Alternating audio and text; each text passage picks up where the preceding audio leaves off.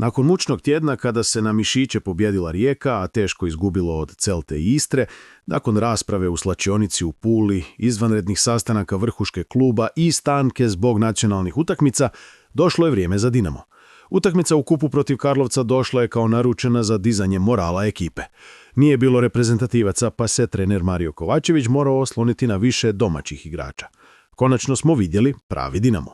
Velika pobjeda 7:0 nije toliko važna zbog pobjede nad vrgoligašem, nego je važno zbog ritma i pristupa ekipe tokom cijele utakmice.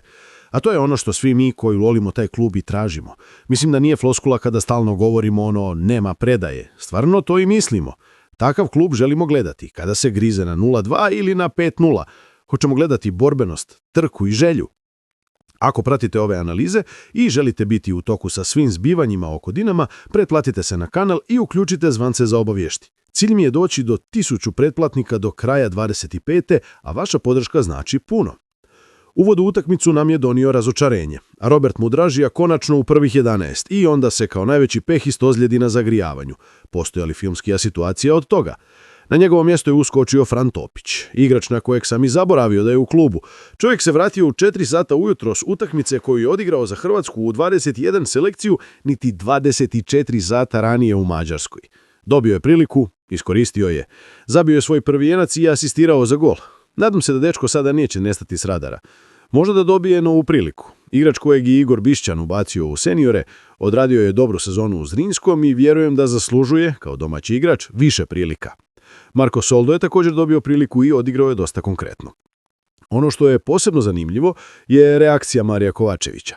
Nije sudjelovao u najavi utakmice, odveo je ekipu u karantenu pri utakmice s Varaždinom i odbija pričati s novinarima.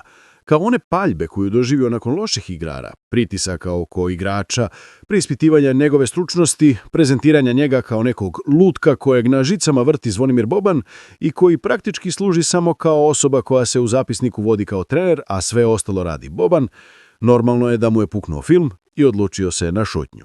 Kao prvo, pozdravljam njegovu odluku. Iako je na predsicama djelovao malo zbunjeno, neka čovjek ima svoj mir. Također pozdravljam uvođenje karantene jer, kako mi se čini, neki igrači nisu očito shvatili Dinamo kao ozbiljan klub, možda kao neku egzotiku koja je puna kao brod i dovoljno je samo da se pojave. Smatram da treba uvesti stroži režim, Dobricu ostaviti za feste i slavlja, a na terenu mora postati grublji.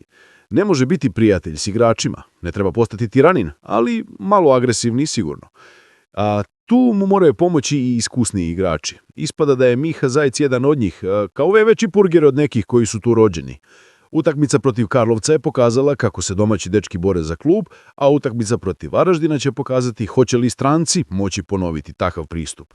Što mislite, je li visoka pobjeda okidač promjena u smjeru u kojem će ići Dinamo ili je samo trenutno smirenje pred novu buru?